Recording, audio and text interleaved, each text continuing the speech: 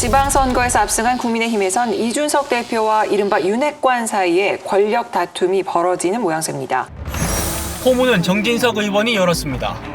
이준석 대표를 겨냥해 지도부 측근에게 당협 쇼핑을 허락하면서 공천 혁신 운운은 이율배반적이지 않냐고 묻는 이들이 많다고 SNS에 썼습니다. 이 대표가 혁신위원회를 띄우고 공천 개혁을 공언했지만 정작 자신과 가까운 정미경 최고위원을 성남 분당을 당협위원장으로 내정한 걸 직격한 겁니다. 정 의원은 이 대표의 우크라이나 방문을 두고서도 정부와 청와대의 외교안보 핵심 관계자들은 대부분 난색이었다고 한다며 자기 정치 그 이상도 그 이하도 아니라면 보통 문제가 아니라고 했습니다. 이에 대해 이 대표는 SNS에 어차피 기차는 간다고 응수했습니다. 지난 1993년 김영삼 전 대통령이 하나회 청산에 반발하는 장성들에게 개가 짖어도 기차는 달린다고 했던 발언을 인용한 겁니다. 또 국민의힘 이준석 대표는 선물 받은 철퇴 사진을 올리고 육모방망이 같다고 SNS에 적었습니다. 2017년 대선 패배 직후 정진석 의원이 했던 발언을 겨냥한 겁니다. 보수의 존립에 근본적으로 도움이 안 되는 사람들은 육모방망이를 들고 우크라이나 방문 기간에 벌어진 두 사람의 SNS 설전은 선배의 우려를 허튼 소리로 치부한다. 1년 내내 흔들어 놓고 싸가지를 논하냐며 점점 거칠어졌습니다. 여당 내 갈등 양상이 윤석열 정부에까지 피해를 준다는 여론이 높아지자 권성동 원내대표가 공개적으로 자제를 촉구했고 정 의원도 무대응 방침을 밝혔습니다. 이런 식으로 정치적 공격을 가하는 것은 적어도 여당 소속의 저 국회부의장이 해서는 안 될 추태에 가깝다 저는 이런 생각을 합니다. 어떻게 당내 소속 의원, 당내 소속 최고위원, 당 대표를 저격해가면서 자기 입지를 세우려고 하는 사람이 당을 대표하는 어른일 수 있겠습니까? 이 대표가 멈추지 않고 정 의원을 비판하면서 양측의 갈등은 쉽게 가라앉지 않을 것으로 보입니다. 근데 지금 정진석 국회 부의장이 어리고 젊은 정치인이니까 내가 참는다, 웃고 넘긴다. 이 말은 어떻게 보십니까? 기본적으로는 적절한 말은 아니라고 보이죠. 네. 나이가 어리건 나이가 많건 간에 당대표는 당대표로서 대접을 해줘야 됩니다. 네. 그런데 다만 그 이준석 대표가 했던 말도 기차는 달린다라는 말 앞에 생략된 말이 있잖아요. 정말 예의를 차린 말이라고 보기는 어렵죠. 저는 선거 이기고 하면서 좀 자만해서 저런 발언이 나온 것이 아닌가. 그리고 보수 진영이 전국 선거 4연패를 하다가 이긴 원인 중에 두 가지 눈에 띄는 것이 이준석 대표가 전당대회 대표가 되면서 대구 경북에서 연설을 하면서 탄핵은 찬성해야 된다.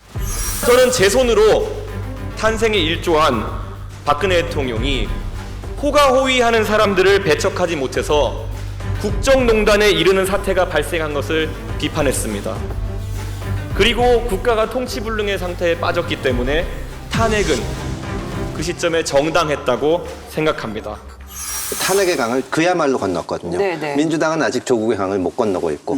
그리고 또 하나는 이제 그 적폐청산의 선봉에 서서 자기들을 공격했던 사람을 데려다가 대선 주자 만들고 대통령 만들어서 어느 정도는 됐는데 사실은 그 두 가지를 제외하면은 탄핵까지 당한 보수 진영에서 한 명도 제대로 희생하거나 뛰어내린 책임을 지거나 이런 사람이 없었습니다. 그래서 민주당이 지금 여러 문제가 있기 때문에 가려져 있기는 한데 보수 진영도 대단히 큰 문제가 있고 사실은 만나서 얘기를 해보면 좀 죄송한 말씀이다마는 그 보수 진영 전체에 나아갈 길, 더 나아가서는 대한민국이 어디로 가야 될 거에 대해서 고민하는 것보다는 다음 선거에 내가 뭐가 될까, 또 내가 무슨 자리를 차려, 이런 식의 얘기들이 많이 되는데 지금 당권 가지고 싸우는 것도 그런 모습이 표출되는 것으로 보이고 정말 좀 바로잡을 곳이 많이 있습니다. 그러니까 이게 최근에 그 국민의힘에 논란이 되는 것 중에 하나가 그 이준석 대표가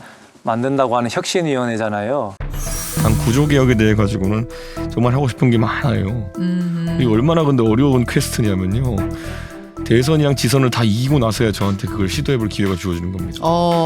아니 근데 지금 당이 계속 잘 나가고 있는데 또 그렇게 바꿔야 돼요? 논쟁을 만들면서까지?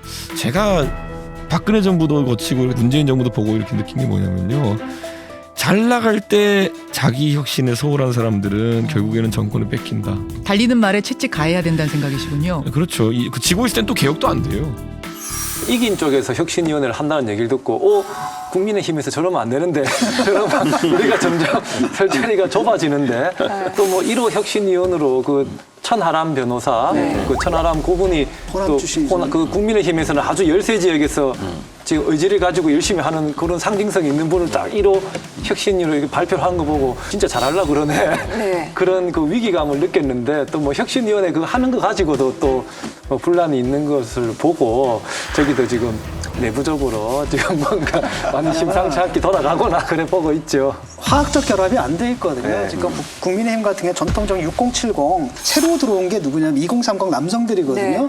근데 여기가 사실은 이준석 대표의 지지군이에요. 그러니까 사실은 당내에서는 어떻게 보면 굉장히 많이 입당을 하긴 했지만 당내에서는 소수거든요. 그러니까 이준석 대표 같은 경우는 당을 혁신하기 위해서는 이들에 의해서 공천이 좌지우지 되는 게 아니라 그 미래잖아요. 이 젊은이들에 의해서 좌지우지가 될 수 있게끔 뭔가 그 과거의 그런 공천권, 그 낡은 공천 시스템에 뭔가 변화를 줘야 된다 이런 문제의식을 건전하게 갖고 있는 거고 반면에 이제 저쪽에서 볼 때는 이거 우리 기득권 침해죠. 그다음에 너도 사실 기득권 정치하는 거 아니야? 네 정치적 지반 만들려고 하는 거 아니야? 저는 근데 그게 나쁘다고 보지는 않은 게 정치인이다라는 게 자기 사익을 추구하는 건 당연한데 문제는 뭐냐면 그 사익 추구가 공익과 합치하면 그건 당연한 거고 그래서 저는 그렇게 보고 있고 지금 우크라이나 간 것도 보면은 사실은 그런 측면이잖아요. 자기 정치를 하는 측면이 있는데 그 자기 정치가 뭐 공익에 위배되지 않는다라고 한다면 그게 뭐 이렇게 탓할 일인가 이런 생각이 들어요. 아니 근데 사실 그 우크라이나 젤렌스키 대통령이 연설을 할 때 우리 국회의원들 뭐 40-50명 다 자고 있었죠. 네, 그렇게 와 있었잖아요.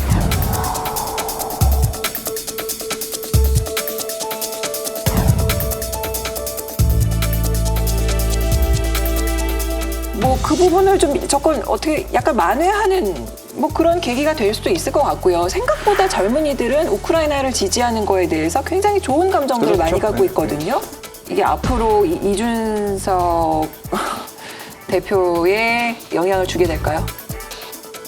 대선 과정에서 그 윤석열 대통령 후보 시절에 이준석 대표와 여러 차례 갈등이 있었잖아요. 그거를 이제 윤석열 대통령 주변에 계신 분들이 어떻게 해석하느냐. 여기서 이준석을 쫓아내면 대통령이 기뻐하실까. 이런 생각하고 있으면 망하는 거고. 저는 뭐 물론 이준석 대표의 행보에 대해서 저도 문제가 많다고 생각하는 점도 있고 막 한데 사실은 보수 정당 입장에서는 정말 보배거든요. 이런 사람이 없었으니까.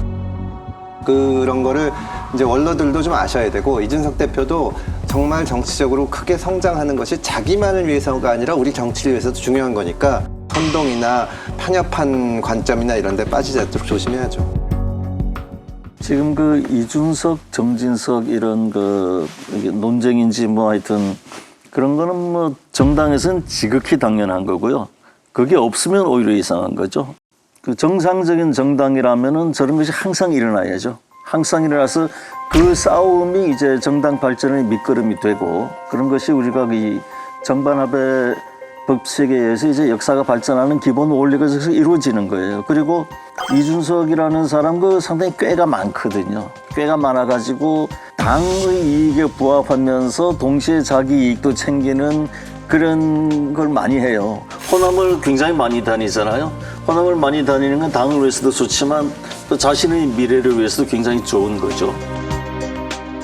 그리고 이제 이준석이 우크라이나에 간 거는 뭐 저는 대단히 잘했다고 보고요. 그런데 하나 부족한 게 있다면은 자신을 희생하는 모습을 보인 적이 없는 것이 좀 앞으로 본인이 이런 정치적 경랑 속에서 이제 자연히 커가겠지만 그 남을 위해서 나를 바치는 그런 자기 세계를 좀 만들면은 아주 좋은 후보로 성장할 것 같습니다. 그러면서 민주당에서는 박지원 위원장이 지금 예. 이제 사퇴한 것은 좀 아쉽게 느끼셔야 되지 않을까 싶긴 한데요. 이제 박지원 위원장 같은 경우에 뭐 당내에서는 586 용태론 이런 거를 제기한 부분에 대해서 뭐 그런 얘기를 굳이 선거 일주일 앞에 했어야 되느냐 뭐 이렇게 얘기하시는 분도 있는데 저는 우리 당이 지금 굉장히 경직돼 있는 네. 상태인데요. 다양성이 떨어지고 그런 당내 분위기에서 그래도 그런 젊은 정치인이 용감하게 본인의 소신을 그렇게 낼 수 있는 그 자체에 대해서 크게 그 박수를 보내고 싶고요.